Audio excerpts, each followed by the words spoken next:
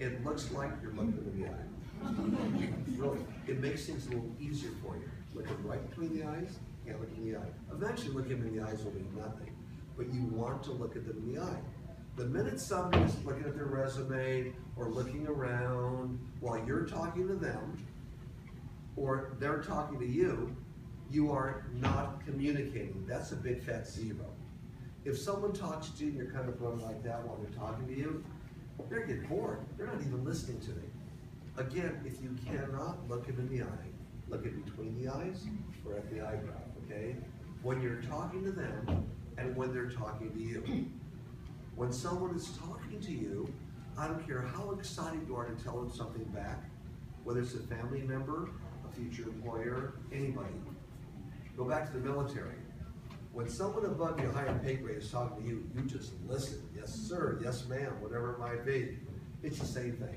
When someone is talking to you, no matter what you have to say, whether it's defending yourself or adding to what they're looking for, don't say a word. Be a good listener. Now, don't worry about what you're going to say next. It will come. Look someone right in the eye, whether you're talking to them or they're talking to you. Now, if you have a very low voice, is there anyone in here in the first 3 or 4 rows that has a very low? Actually, anyone in the room is very low voice. Oh, good. This is a great example. What is your name? Nazinta. Okay, Nazinta, where are you from? I'm actually from Hawaii. All right. Oh, aloha. And what island are you from? Oahu. Okay. By the way, your voice isn't that low. And I want to give you an example of someone had a real low voice. So if ever you're talking and your voice is too low, what you can do to really communicate. Would you do me a favor? And when we talk, I'll ask you a couple questions. Don't talk loud, but talk a little bit, just a little bit, okay? Now, where in Hawaii are you from? Honolulu. How long did you live there? Okay, are you talking a little bit higher now? Or are you talking the same? Okay, a little bit higher? And does that feel okay to you?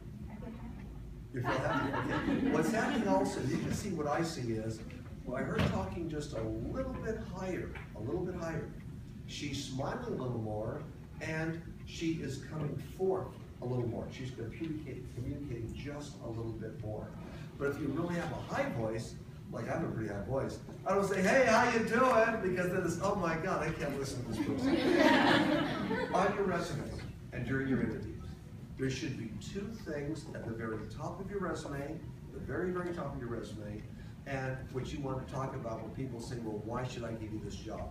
2 things that you have in the military that really count. Number 1, and you want to make it obvious, I know how to follow orders, and I can follow them great. I know how to follow orders. One thing I've been taught in the military is how to follow orders. You ask me to do something, I am going to do it. If I have any questions about it, I will definitely ask you, but I will follow through. Those are the key words. I know how to follow orders, I will follow through.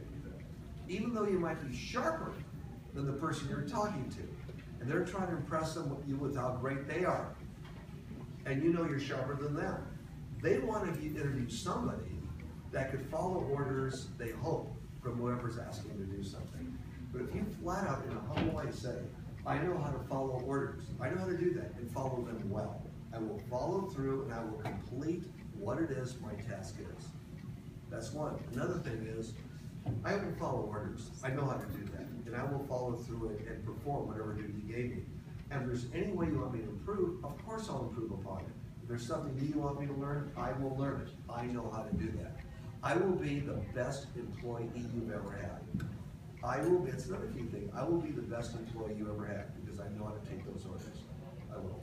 You say in one sentence, I will be the best employee you've ever had. I know how to take orders, I know how to follow through. I know that if I don't know something, I will ask for it. If something went wrong, I will take full responsibility. That's what I've been trained to do.